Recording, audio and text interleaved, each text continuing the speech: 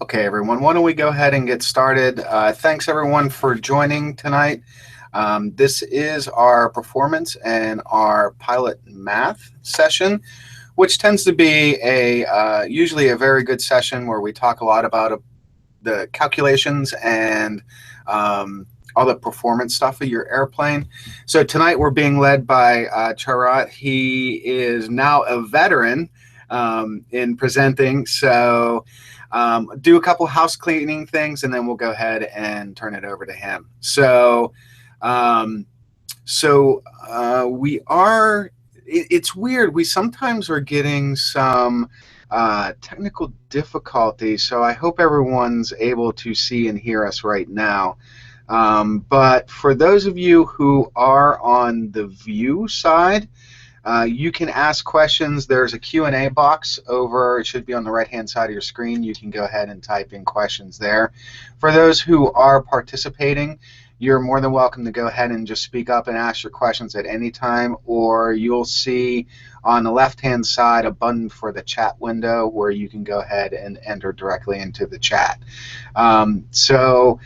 Without further ado, I'll go ahead and turn it over to Charat. Thank you very much for leading this session, and thanks a lot. Thanks, Chris.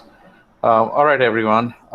So this is my third session that I've actually been presenting for Private Pilot Study, and I did a couple of sessions on flight physics earlier on in this semester, I guess.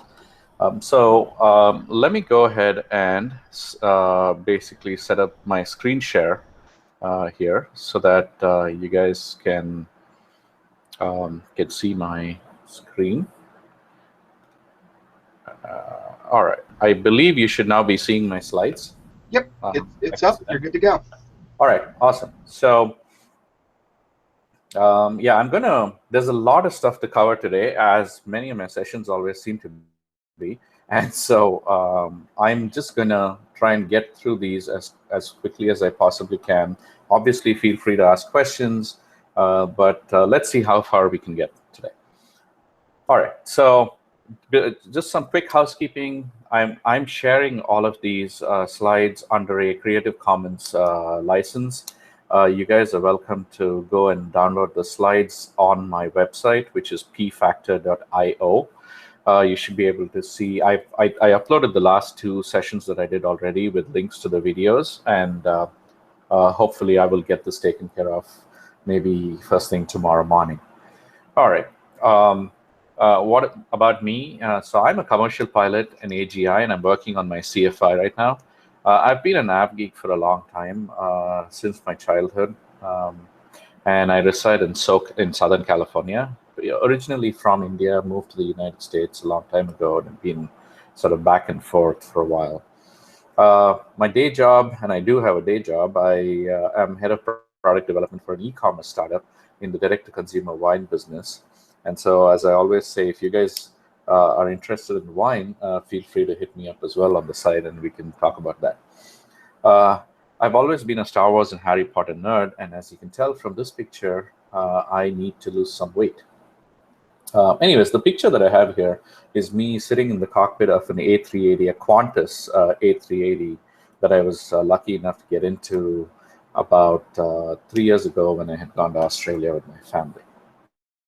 All right, so enough about me. Let's move to what we're going to talk about today. So today's session is on performance and pilot mathematics. And what that really means is we're going to talk a lot about what influences aircraft performance. So the factors that influence performance. And we're going to get into a number of calculations using charts that are typically provided as part of your pilot's operating handbook or your flight manual. Many of these questions also end up in the written tests that you have to do, the knowledge tests. So it's a good idea to know how these are used.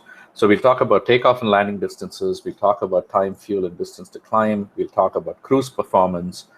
And then we'll actually get to using an E6B flight computer and doing some time, speed, distance, and fuel calculations. So let's jump straight into performance first, because that's probably the largest part of this session. And this little scene from Star Trek where Scotty's saying, "I'm giving her all she's got, Captain." I think this encapsulates performance in a nutshell. What we're trying to do is figure out how our aircraft actually reacts to changes in the environment. How is it going to behave? What is it going to do when we try to, either we give it more RPM or stuff like that. So why should you care about performance? I mean, really, what's the big deal about this thing, and why should you care other than probably solving a few questions on your written test? And the reality is there's actually two very key reasons why you should care. The first thing is that you want to validate that you can safely operate the aircraft given the environment for your flight. You want to know if you can take off within the distance that's available on the runway that you're taking off from. You want to make sure that you can land on the runway that you're going to be able to land and actually come to a full stop before the runway ends. I think that's more critical. You want to figure out how the weather impacts all of this, especially temperature. You're going to want to make sure that you're carrying adequate fuel and reserves. And more importantly, you need to ensure that your flight meets all the FAA requirements, especially with regard to fuel reserves. And I suspect you guys have already covered some of this. But if you're doing a day VFR flight, for example, you need to carry enough fuel to travel to your first point of intended landing plus 30 minutes. And if it's night VFR, that becomes 45 minutes. So you need to make sure that when you land, that you're not at so low of fuel that you technically have violated those FAA requirements. And those requirements exist for a reason. They exist for your safety, not because the FAA can just make rules to bother you. All right. So what influences aircraft performance? The main factor that influences aircraft performance is air density, as we'll see soon. Less dense air reduces performance. And the reason it reduces performance is because less dense air, you can think of it as, having less number of molecules per unit volume. That's what density really means.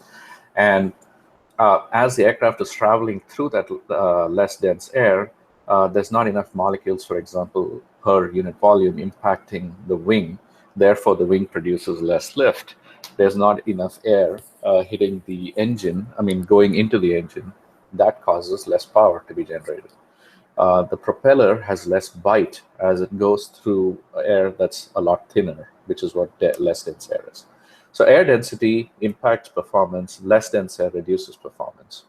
The higher the altitude, the performance is lower. And again, this translates back into less dense air at higher altitudes or higher elevations.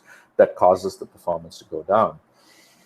Higher temperature also causes performance to degrade because higher temperature air is less dense. And finally, increased humidity reduces density because the space that's normally, you think of it as the space that's normally occupied by the air molecules is now being occupied by water molecules, which are less dense than the air molecules, and therefore it reduces the overall density. So the more humid a place is, the less the performance of that place of the aircraft is going to be. All right.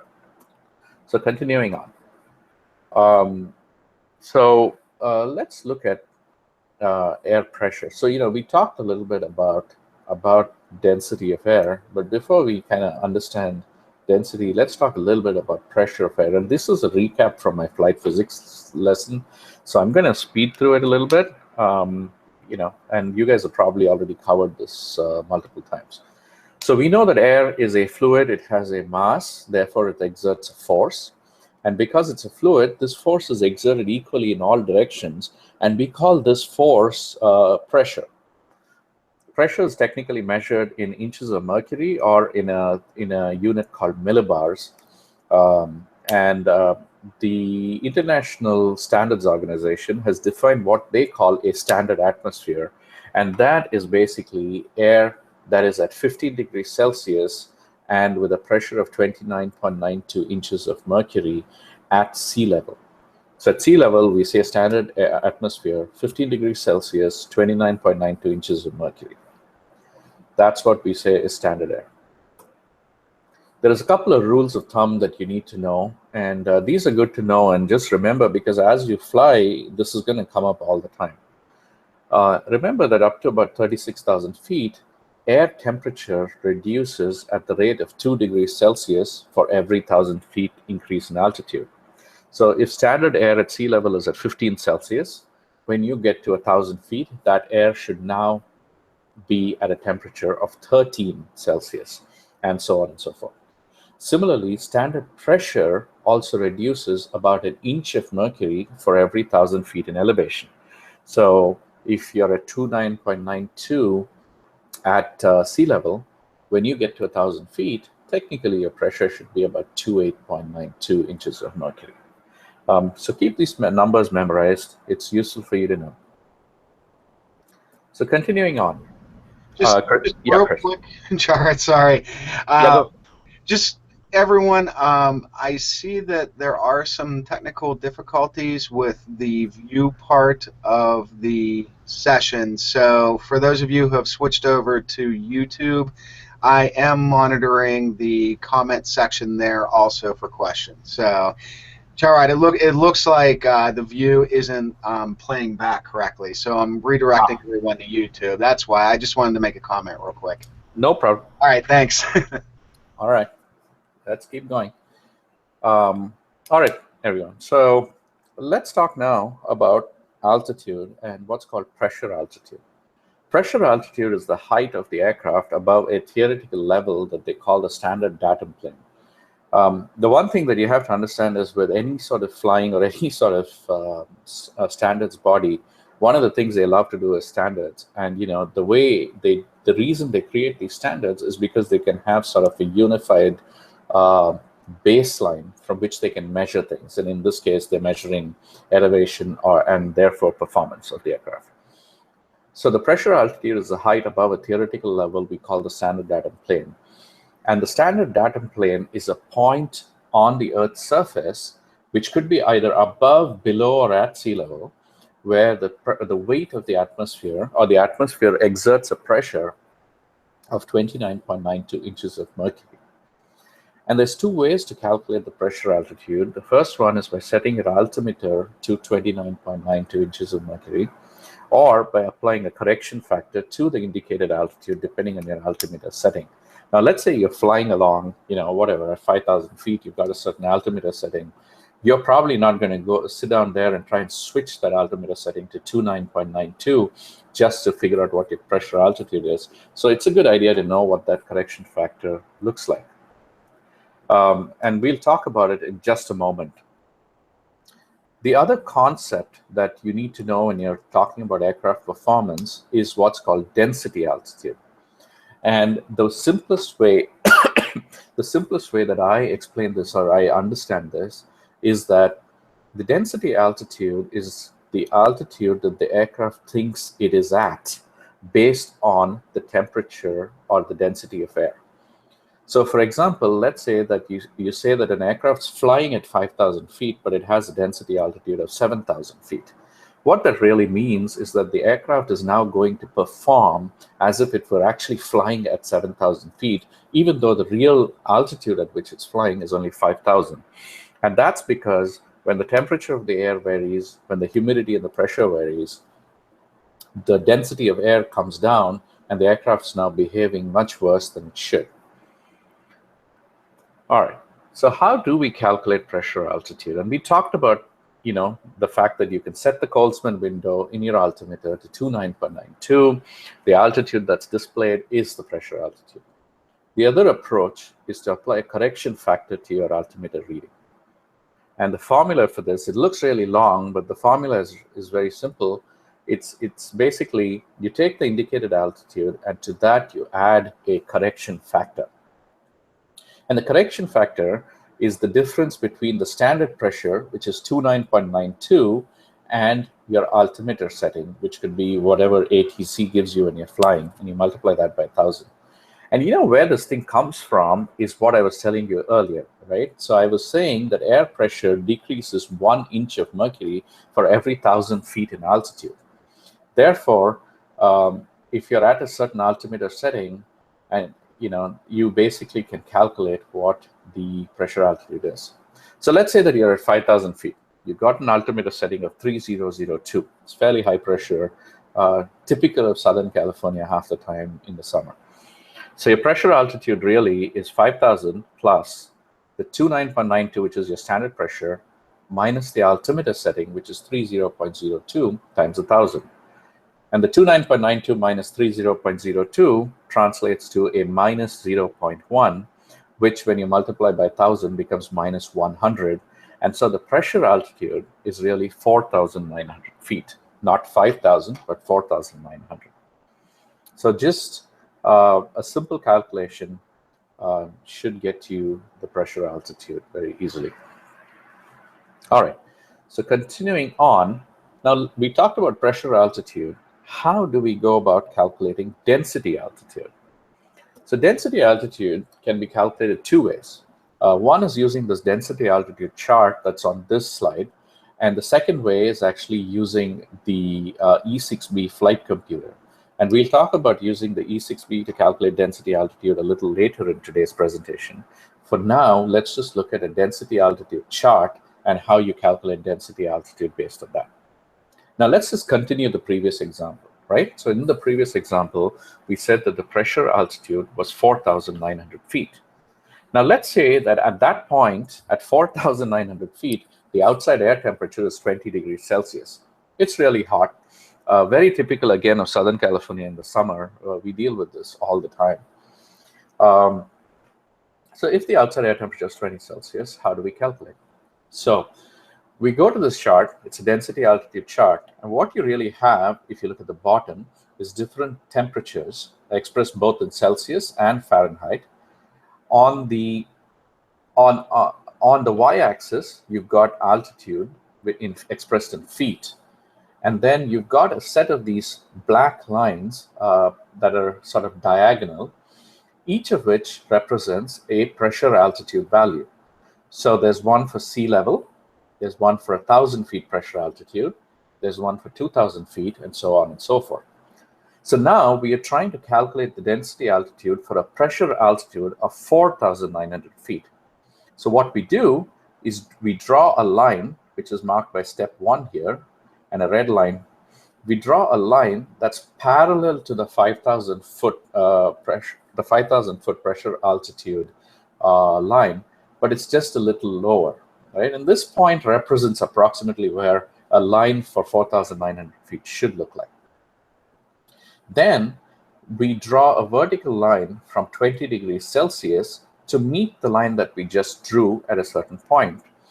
And from that point, we basically go horizontally to read the density altitude of the y-axis. In this case, this works out to a density altitude of approximately 6,600 feet. So that's how you calculate this. And very often you'll find in graphs and charts like this in flying, you will end up basically drawing these lines that are parallel to existing lines on the graph. And this is a process that's called interpolation. And we'll actually see interpolation in action in a couple more places as we go through this presentation. All right. So I assume no questions so far. I can see Chris not stopping me, so I'm going to keep going. No, you're pretty clear. Mm-hmm. All right, let's keep going. All right, so now that we've kind of gone through the fundamentals of what it looks like, what altitude, what pressure altitude and density altitude really mean, we have understood that the density of air significantly impacts aircraft performance. So let's now look at a few things, a few parameters related to aircraft performance that are critical for us as we start to actually fly to different places using our little GA airplane. The first thing we'll look at is takeoff and landing distances. So before I jump into sort of this whole discussion on takeoff distances, there are two definitions that you need to know. The first one's called, and when you basically look at your POH, the Pilot's Operating Handbook, you will very often see two airspeeds, one called the best angle of climb airspeed, which is typically expressed as Vx, and the other one called the best rate of climb airspeed, which is typically expressed as Vy. Why this is important is the best angle of climb airspeed gives you the maximum altitude gain over distance. So for example, let's say there's an obstacle, as in this picture, there's like this big tower right at the end of your runway. What you want to do is you want to be flying at your best angle of climb so that you can get past that obstacle in the least possible distance. Versus, let's say you didn't really have an obstacle and you just wanted to climb, but you wanted to climb at the best rate. In other words, the best gain in altitude or the maximum gain in altitude over time. So, in 5 minutes, I want to be at the maximum altitude that I can be in 5 minutes. That is what is called the best rate of climb airspeed. One easy way to remember this, because some people, and I generally get confused, is a rate is always over time, typically. A rate of climb means it's basically climb over time. Just remember that, and remember that Vy gives you the best rate of climb. All right. And I always remember that Vx is your angle of climb because X has more angles in it than Y. I was going to say that too. Yeah. Okay, sorry, man. I didn't mean to steal your thunder. No. It's fine. It's fine. Don't worry about it. That's a good way to think about it too. So X has more angles, so Vx is generally the best angle of climb airspeed. All right. So when we talk of takeoff distances, there are two distances that are generally specified in pilots' operating handbooks. The first one is called the ground roll, and that is the distance from the point where you start typically your ground roll, you start your takeoff run, to the point where your wheels leave the surface of the runway. Then there's another distance that they typically mention, which is the distance or the total distance to clear a 50-foot obstacle. And this is basically, as you can tell, it's a combination of the ground roll as well as certain distance so that your aircraft actually climbs to an elevation of 50 feet over the runway. So let's say you had a tree that's at the end of your runway that's 50 feet in height. The distance to clear that tree is your distance to clear the 50-foot obstacle. All right, so let's now jump into a couple of problems on how we actually solve and understand and calculate what these distances look like when we're actually calculating aircraft performance for a flight that we want to undertake. So let's look at a sample problem. And these are the types of problems you're probably going to get in your written test. These are problems you're anyway going to have to solve as you start doing your cross-country flight planning, things like that. So what we want to calculate is the ground roll and the distance over a 50-foot obstacle given a set of conditions. We want to use a short field technique, which means we want to get the best angle of climb. The aircraft weight is 2,400 pounds. The airport pressure altitude is 2,000 feet. The outside air temperature is 20 degrees Celsius, hot day. It's a dry grass runway, which is interesting. And there's a 9-knot headwind.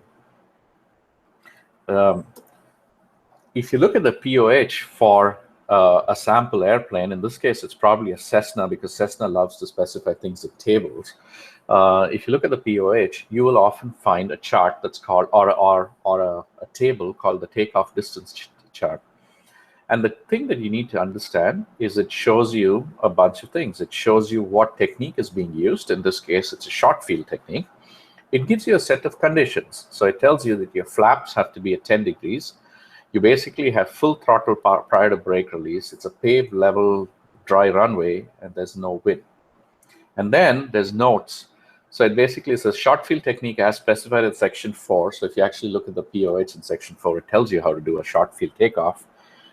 It says you need to lean the mixture if you're taking off prior to at an airport above 3,000 feet elevation. It tells you to decrease distances 10% for each 9 knots of headwind and increase it for tailwinds. It also tells you that if you're operating on a dry grass runway instead of a paved level dry runway, you basically have to increase your distances by 15%. All right. So what we wanted to do is we wanted to find ground roll, and we wanted to find the total distance to clear a 50-foot obstacle when the temperature is 20 degrees Celsius and the pressure altitude is 2,000 feet. So the way we do that is we first read across the 2,000 foot pressure altitude line to the 20 degrees Celsius columns. And from this, we can notice that the ground roll is 1,115 feet, and the total distance to clear a 50-foot obstacle is 2,060 feet. But now that's not all, because we had conditions that weren't exactly what is specified in the conditions here. You remember, we had some headwind, and we were operating on a dry grass runway.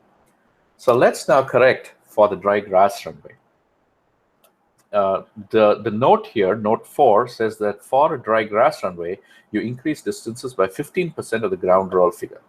So we increased 2,060 by 15%. We increased 1,115 by 15%, and that gives you a total of 1,282 feet for the ground roll. And that's not all now, because now we have a headwind of 9 knots, which means that these distances need to be decreased by 10%. And so I basically calculated, I reduced the ground roll by 10%. I've reduced the distance to clear a 50-foot obstacle by 10%. And that gives you a ground roll of about 1,154 feet for the ground roll and about 1,854 feet for the distance to clear a 50-foot obstacle. All right.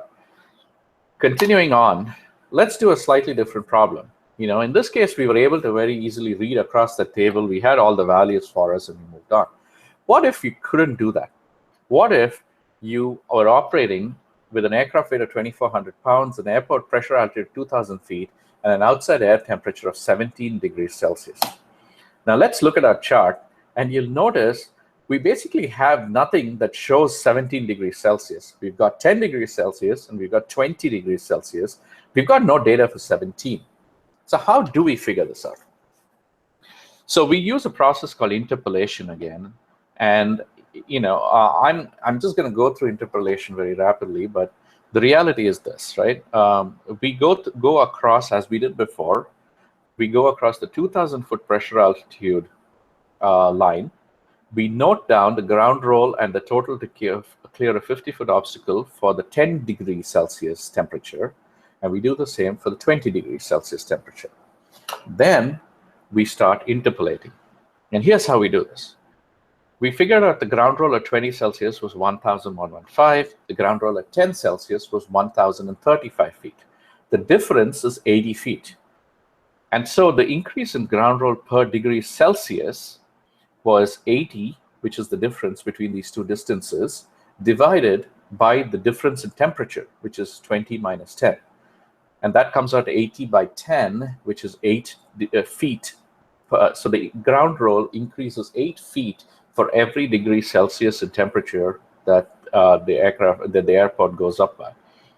And so now the increase in ground roll for 7 degrees Celsius, because we need to calculate for 17 degrees. So the increase in ground roll for 7 Celsius would be 7 times 8, right? So 7 Celsius is the increase in temperature.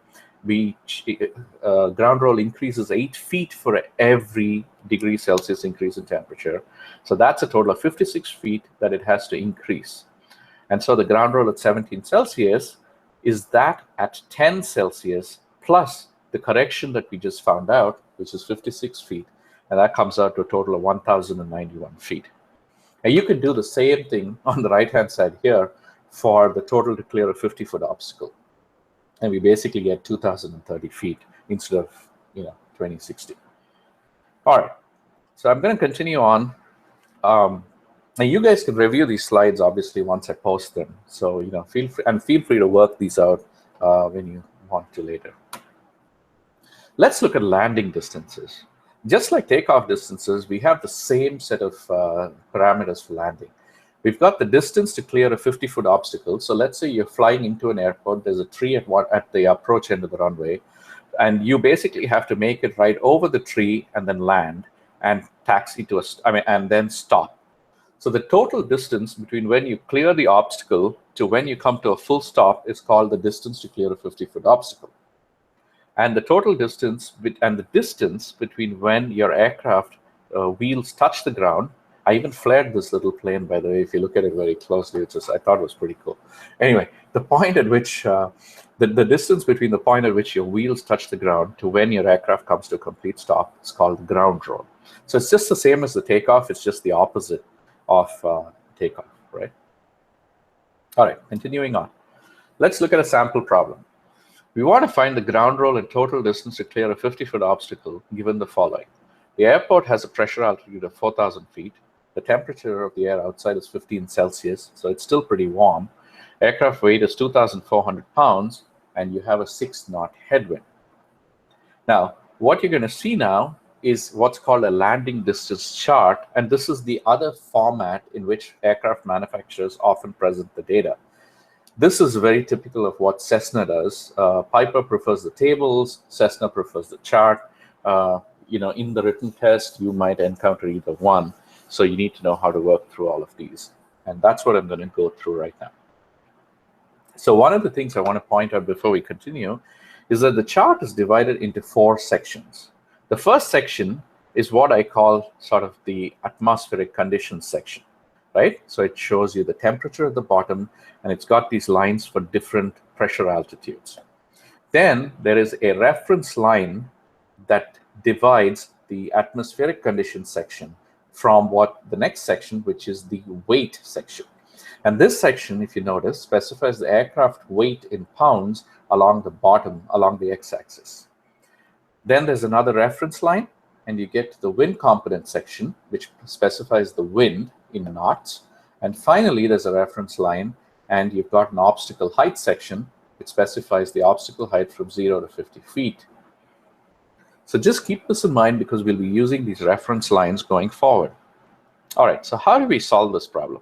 We wanted to find out the ground roll and total distance to clear an obstacle given an airport with a pressure altitude of 4,000 feet at 15 Celsius, 2,400 pound weight, and 6 knots of headwind. The first step, you draw a vertical line from 15 Celsius, which is your airport temperature, to intersect the 4,000 foot pressure altitude line. From that point, you now draw a horizontal line from that 4,000, from that intersection until it meets the weight reference line. Okay, so you basically draw a horizontal line. Now, you basically then, from this weight reference line, you draw a line that's parallel to this black line. So this black line is, there's a reference line, and what you're doing now is effectively interpolating. So you're drawing another line that is parallel, that's following this the black line that's given to you. You draw another line that's now coming downwards until it intersects the 2,400 pound mark. Remember, that was your aircraft weight. At this point, you're going to draw a horizontal line that until you hit the wind reference line. Now remember, what was the wind? We had a 6-knot headwind. So we, at this point, are going to now again interpolate because we don't really have a black line at the point at which we hit the reference line. So we draw another little red line that's going now parallel to the black line, to the black reference line, until you hit the 6 knots of headwind point. And then you're going to follow that horizontally till you get to the obstacle height reference line. At this point, you have 2 readings you can immediately take. You can follow this line directly across to read the ground roll, which comes out to whatever. I mean, it was about what 975 feet, maybe 950 feet. And then what you can do is from the reference line, you can now draw a line vertically upwards, basically following this black line that's already there, to read the distance over a 50-foot obstacle, which in this case, it comes out to about 1,450 feet, give or take. And so just as a summary, I've got a slide that basically shows you all the steps. You went up from the temperature to hit the pressure altitude. Then you went across until you hit a reference line.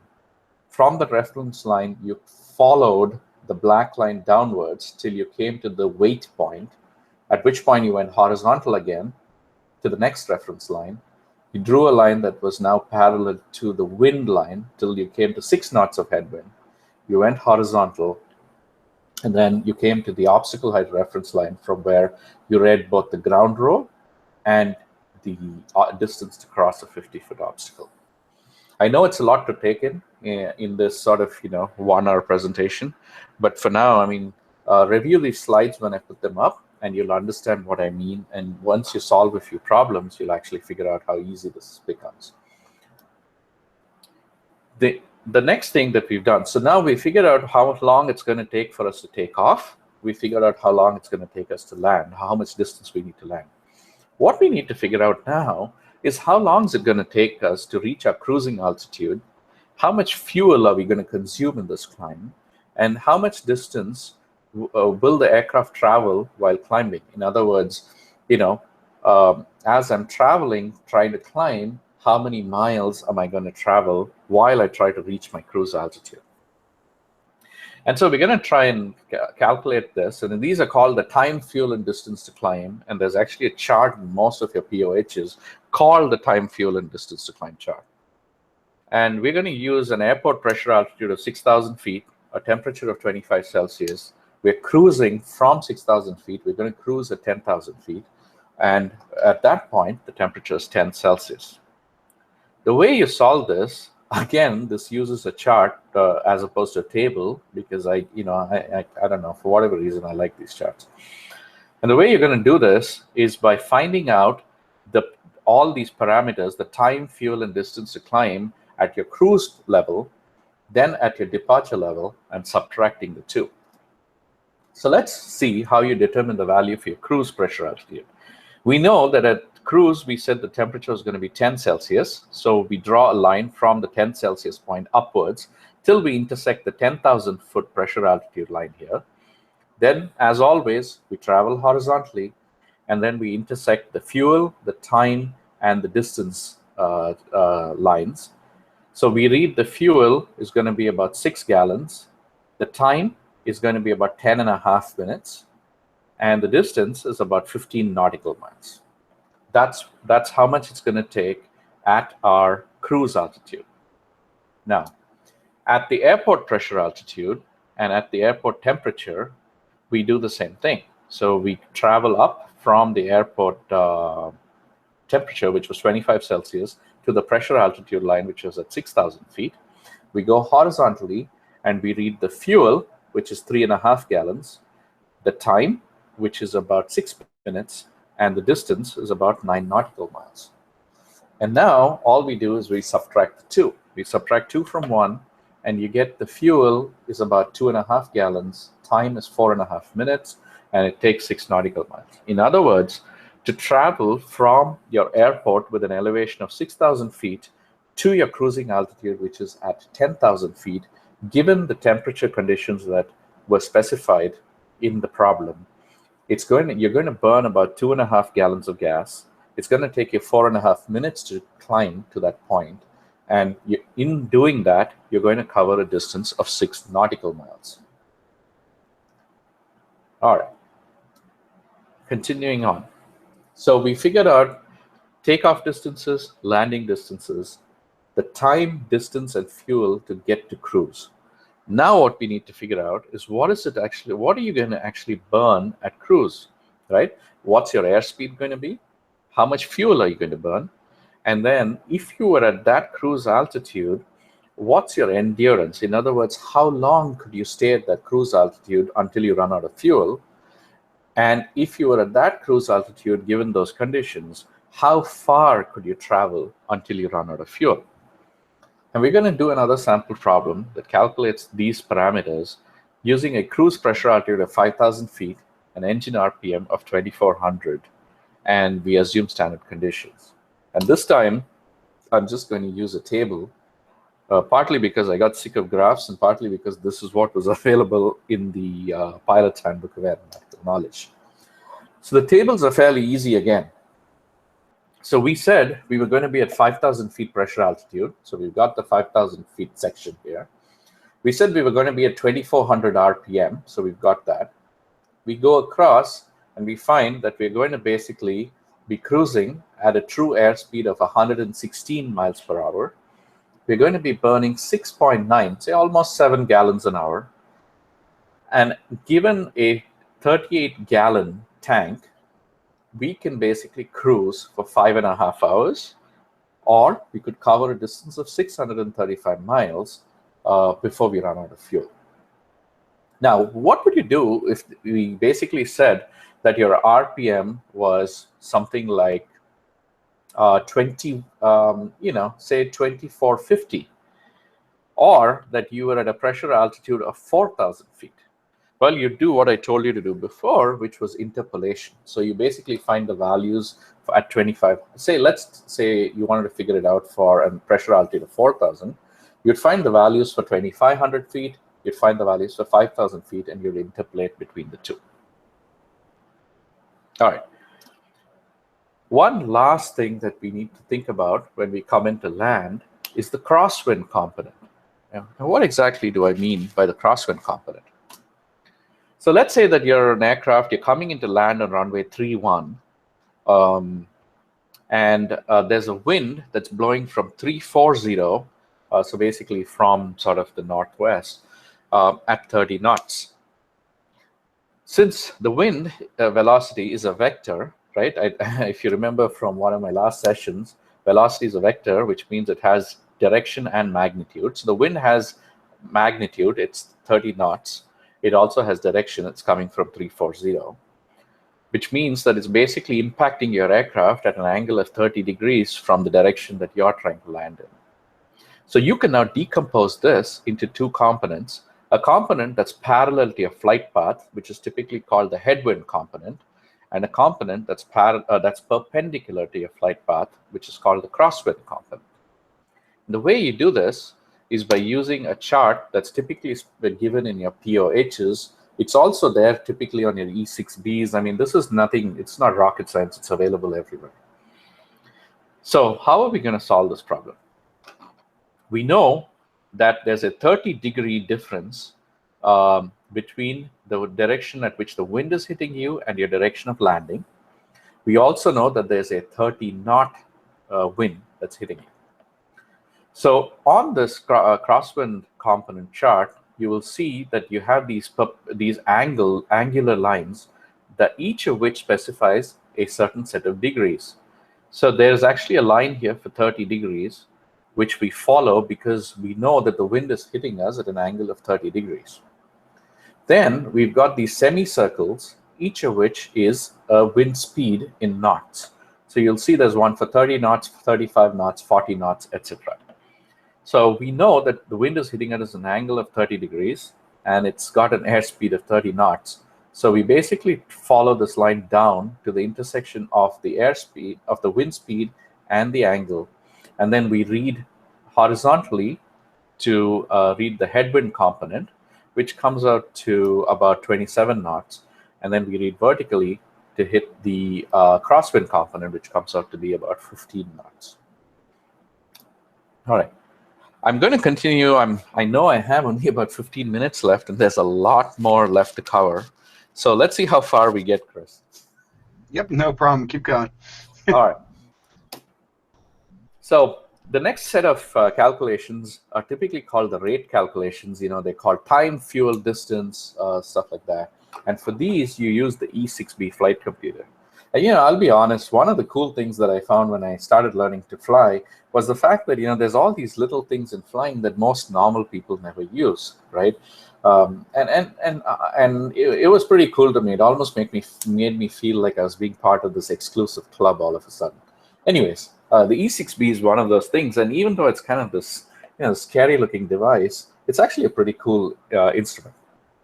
So out here I have the picture of an E6B, and the front of the E6B, it has two sides, the front and the back, and we're only going to look at the front today.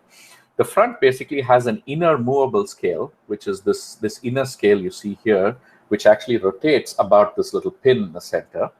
It also has an outer scale, which is generally fixed. So the outer scale is not going to move at all. So the way you operate it is by rotating using your fingers. You rotate the inner scale to different positions. And the front is used for basic calculations. You can do density, altitude, airspeed correction, speed, distance, time, etc. And you can also convert among units. And I'm not going to talk about that today. You can play with an E6B on the private pilot study website. So there's a front and a back, and you literally can actually spin the, you can spin the front and align it and stuff like that. So if you want to, please go there and try and follow along as we go through some of these problems too. One of the things that you'll find here is also this thing I call a rate pointer, and it's always marked with like this big black arrow and a little inverted notation that says 60 and rate, and there's a special significance to that. All right, so let's go back, and you remember we did this calculation earlier using the chart for density altitude for an airport where the pressure altitude was 5,000 feet and the outside air temperature was 20 Celsius. We can do the same thing on the E6B using this thing called density altitude window that's typically on the top right of the inner scale. So how do we do that? So we first locate the pressure altitude on the inner window of the density altitude section of the E6B. And in this case, you can see it's the 5,000 foot window. We then rotate the scale so that the outside air temperature, which was 20 degrees Celsius, if you remember, I mean, if you look here, you've got a line for 0, you've got a line for 10 Celsius, a line for 20, 30, 40, and 50 Celsius. In this case, we know it's 20 degrees Celsius. So you basically line up the 20 Celsius mark on the outer window with your pressure altitude, which was 5,000. And then, very easily, you read the density altitude where this arrow is pointing you. You see this big sort of white arrow here? That's where the density altitude is. And in this case, it looks kind of like about 6,600 feet. I mean, with this, there's only a certain level of accuracy you can get. But, I would say it's somewhere between 6,600 and 6,700 feet. We know from the chart that it was 6,600, so that's what we're going to use. All right. Simple. Now let's look at another set of problems called the time, speed, and distance problems. And the whole idea is, given two variables, find the third, right? So here are some of the questions that you want to answer. For example, when you're planning a cross-country flight.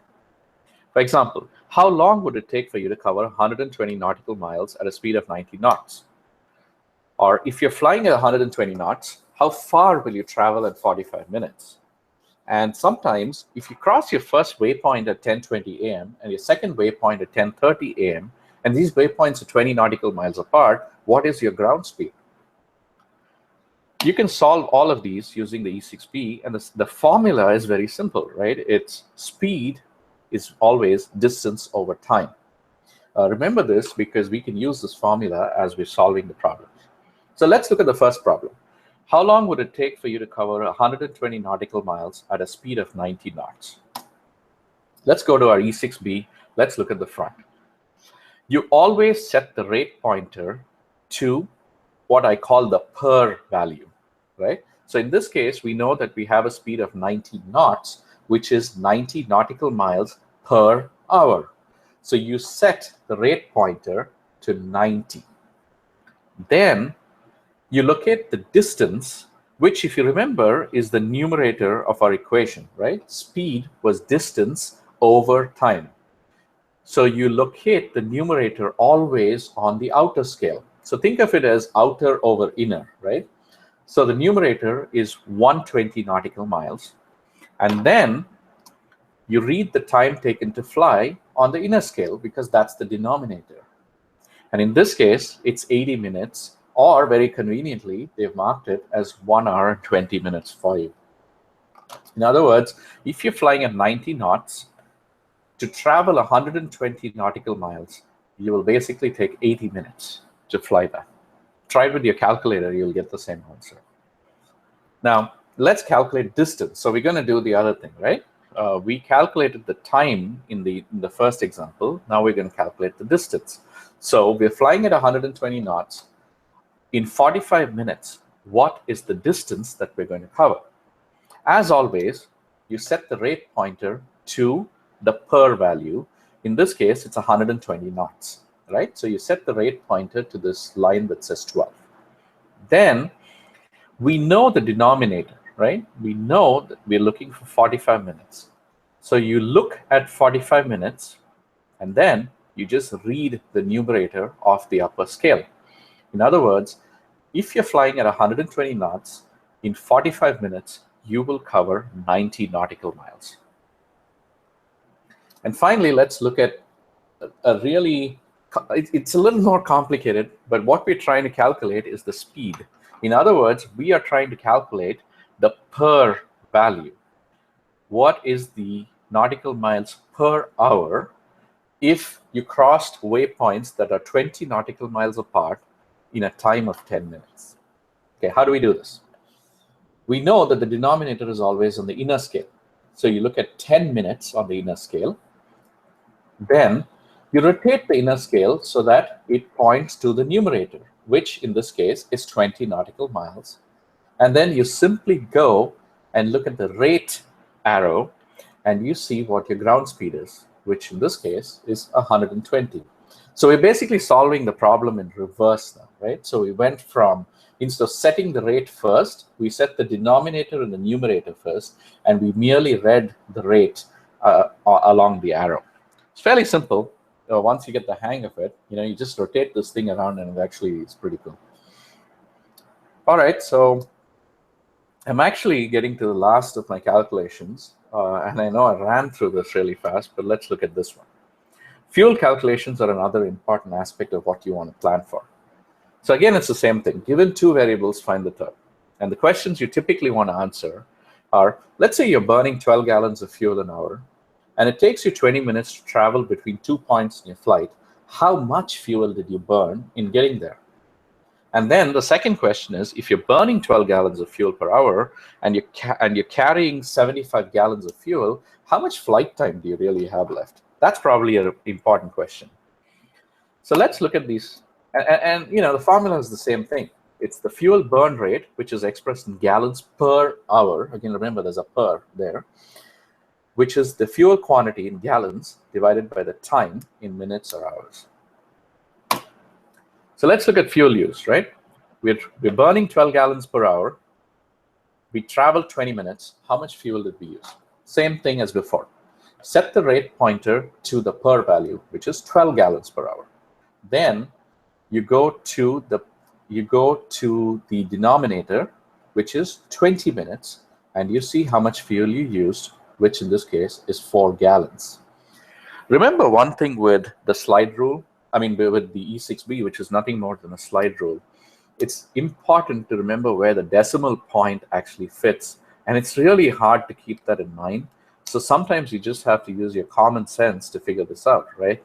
If you're burning 12 gallons an hour and you travel 20 minutes and you see a number of 40 here for the amount of fuel burned, there's no way that you could have burned 40 gallons in traveling 20 minutes if you're burning 12 gallons in an hour, so it has to be less than 12. So, it's 4 gallons of fuel, not 40 gallons of fuel. The same way, let's calculate how much flight time we have left if you're burning 12 gallons per hour and we have 75 gallons in the tank. Same thing, set the rate window to 12 gallons per hour. Then you locate the numerator, which in this case is 75 gallons, and you basically go off the inner scale to read the flight time remaining, which in this case is about 375 minutes, or very conveniently, actually, if you look below, it's marked off as 6 hours and 15 minutes. In other words, at 12 gallons an hour, if you had 75 gallons in the tank, you could basically fly for 6 hours and 15 minutes before your engine's going to stop and you're going to come down to Earth. All right, that pretty much covers everything I had so far. Going to do a quick wrap up. I don't know if there were any questions, but I assume there was none. No, I'm not seeing any, so keep going. All right, so let's just wrap up very rapidly, right? So we figured out that aircraft performance is affected by changes in air density. We know that pressure altitude corrected for non-standard temperatures is called density altitude and is the basis for many of our performance calculations. We learned about interpolation, which was a technique that was used to calculate values between two specified values, assuming a linear relationship exists. That's me being pedantic, by the way. We looked at the E6B.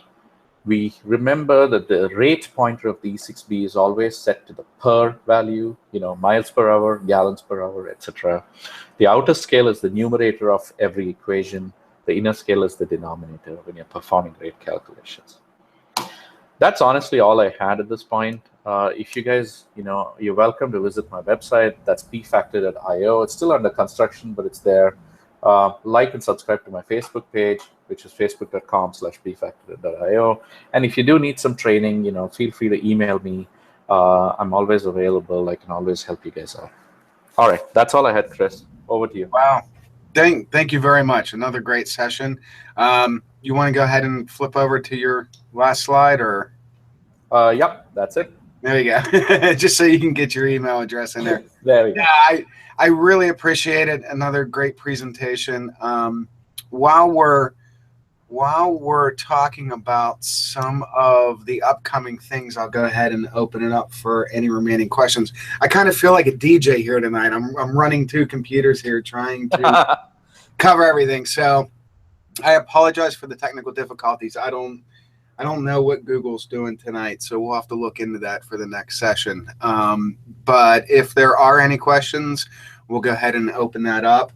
In the meantime, let's talk a little bit about what's coming up here. So on Tuesday, we don't have it published yet because we just got it finalized.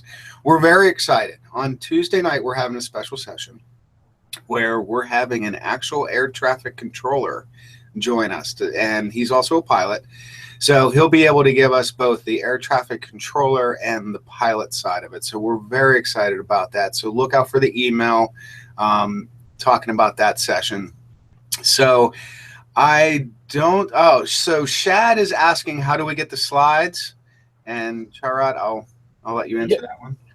So I'm going to post them on my website, which is bfactor.io, and I'll probably have them up there sometime tomorrow. I typically post them once Chris has uploaded the video to to Hangouts or whatever it is, to YouTube. So I will post that tomorrow. But if you go to my website tomorrow, you should find it. Good. And just a couple comments coming in on the YouTube side, Charat. Learned a lot on this one. Thank you. Thanks for the tip. Someone mentioned he's going to have to watch the first half on the archives. Again, I'm sorry for the technical difficulties. Please do. We always have our sessions on the archives. And I don't see any other questions. So look out for the email on Tuesday. Again, we're very excited to have an actual controller come in and talk to us. I think it's going to be a fantastic session. So I can't wait for Tuesday. So Charat, thank you very much for hosting tonight's session. It was wonderful. So, and thank you, we look forward to another session from you in the future. Yep. So with that, I'll go ahead and close it out tonight. Thank you very much for everyone who joined in, and I'll see everyone on Tuesday. All right. See you. Bye-bye. Yeah, bye.